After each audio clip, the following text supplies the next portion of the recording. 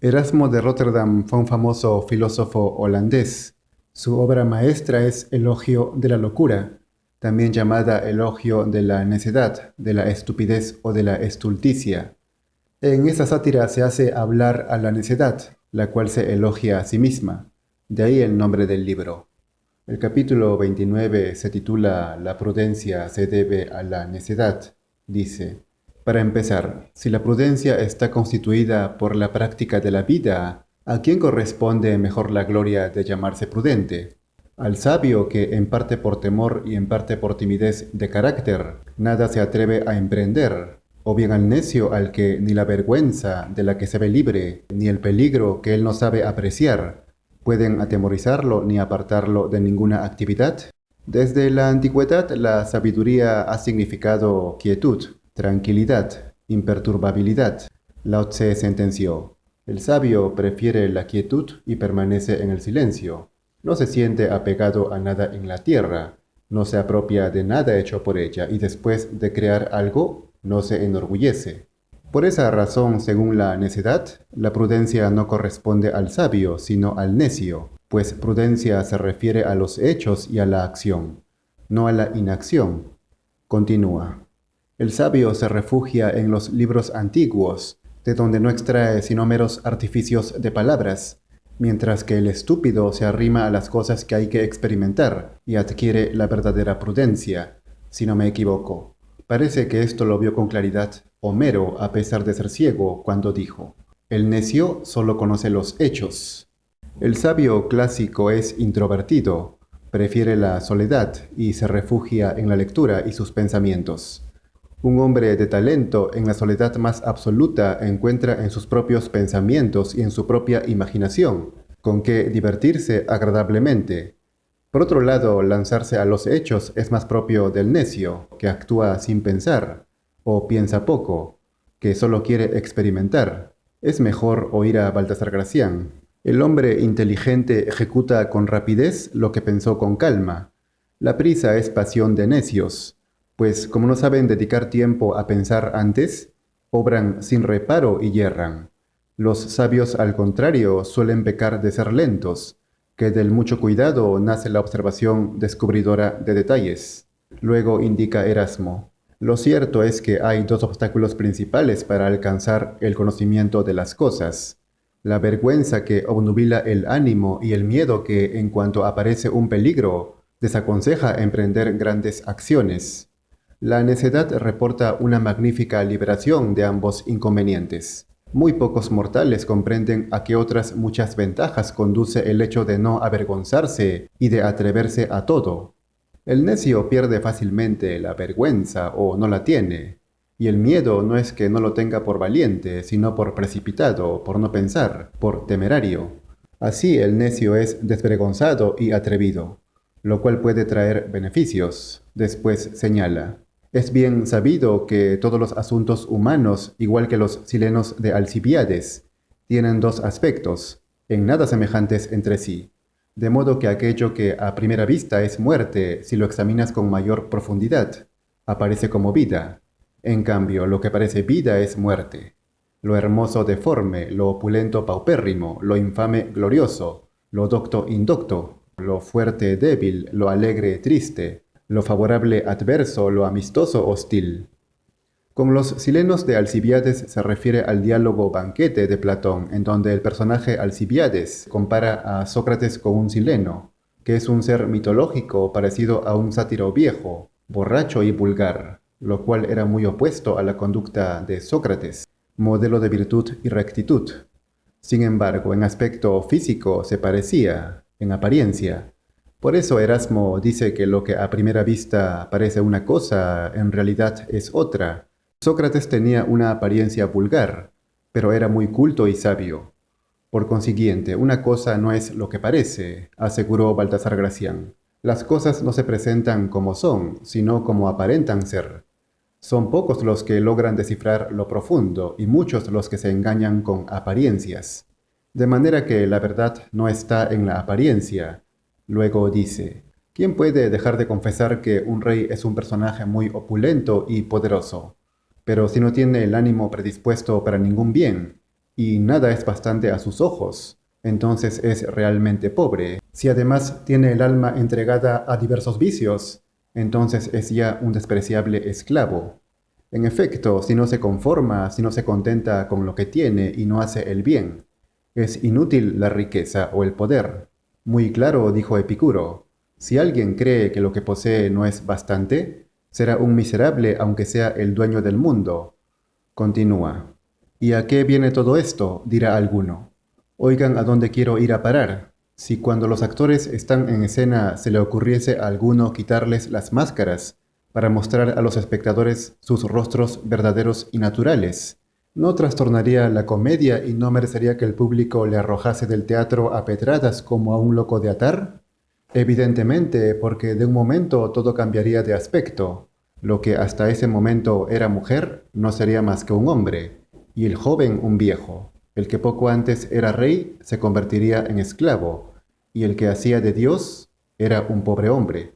Pero al deshacer las apariencias se habría perturbado toda la comedia, porque precisamente los disfraces y el afeite son los que mantienen la atención de los espectadores. O sea, todo es apariencia. En una persona, por ejemplo, lo que se ve no es lo que es, sino lo que ella quiere que se vea, lo que muestra, lo cual no suele ser la verdad. Platón advirtió que la apariencia vence incluso a la realidad y es dueña de la dicha, porque con apariencias, es decir, con mentiras y máscaras, no solamente se logra cosas, sino que también uno se puede engañar a sí mismo y creerse algo que no es y ocultar lo malo. Continúa.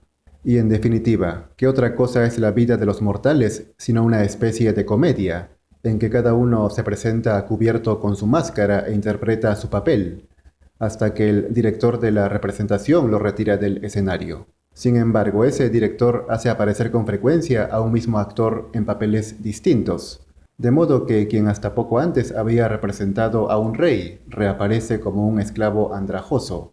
La comedia de la vida son las personas fingiendo y aparentando ser lo que no son. Sin identidad propia se limitan a desempeñar su papel. Carl Jung declaró: en el fondo la persona no tiene nada de real, más bien constituye un compromiso entre el individuo y la sociedad, referente al papel que ha de desempeñar por el hecho de tener un nombre, adquirir un título o desempeñar un cargo siendo tal o cual personaje. Luego dice: si un sabio bajado del cielo apareciese de repente y comenzase a decir: este a quien todos creen Dios y Señor, no es siquiera hombre, porque dejándose arrastrar como un borrego por sus pasiones, en realidad es un esclavo de ínfima condición, puesto que se complace en servir a tantos y tan infames amos. Este otro que llora la muerte de su padre debería alegrarse, porque ahora es verdaderamente cuando éste comienza a vivir, ya que esta vida no es otra cosa que una continua muerte. Si este sabio de mi ejemplo hablase de todo lo demás de la misma manera, ¿qué conseguiría sino ser tenido por todos por un loco de remate? Es similar a la alegoría de la caverna de Platón. Si el que vio la realidad volviera e intentara convencer a los demás de que lo que ven son solo sombras y apariencias y la verdad es muy distinta, estos no solamente no le creerían, sino que incluso, si insiste, quizás le matarían. Ciertamente colosales sabios han muerto por esta razón, por predicar la dura verdad.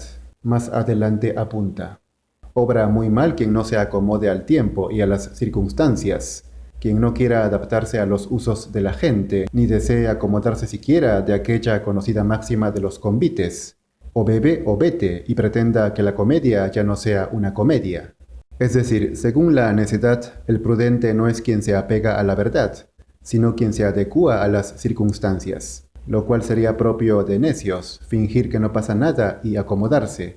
Continúa: en cambio, es de personas prudentes, puesto que somos mortales, no querer saber más de lo que nos ha caído en suerte, y, compenetrados con la muchedumbre entera, hacer con gusto la vista gorda, o equivocarse con toda cortesía. Pero eso, precisamente, me dirán, es obrar como necios. No seré yo quien lo niegue, con tal de que ellos a su vez reconozcan que en eso consiste representar la comedia de la vida. Así termina este capítulo. Se concluye que para evitar problemas es mejor ser simulador, hipócrita, mentiroso, desvergonzado, acomodaticio, es decir, ser necio. Eso es prudencia. según la necedad.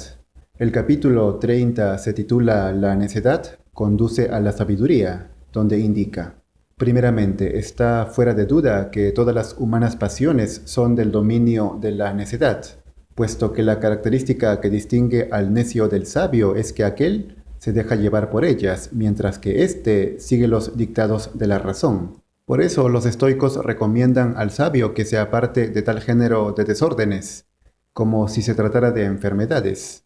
No obstante, las pasiones suelen ser en todo acto de virtud algo así como una espuela y acicate que estimulan a obrar bien. A propósito de los estoicos, Séneca había dicho: es menester que hagamos cuanto sea posible para huir muy lejos de los excitantes de los vicios. Es menester que endurezcamos nuestro espíritu, que lo apartemos muy lejos de las seducciones del placer. Precisamente menciona a Séneca, dice: aunque en este punto alza la voz Séneca, estoico acérrimo, queriendo ver totalmente libre de pasiones al sabio. Pero al hacer eso, lo que deja como resultado ya no es siquiera un hombre, sino que más bien moldea por ensalmo una especie de dios. En efecto, Séneca aseguraba la divinidad a quien sea imperturbable, venza las pasiones y esté libre de placeres, lo cual, si no es imposible, es asaz difícil. Confesó Aristóteles: personas que se quedan atrás respecto de los placeres y se complacen menos de lo debido, apenas existen porque tal insensibilidad no es humana.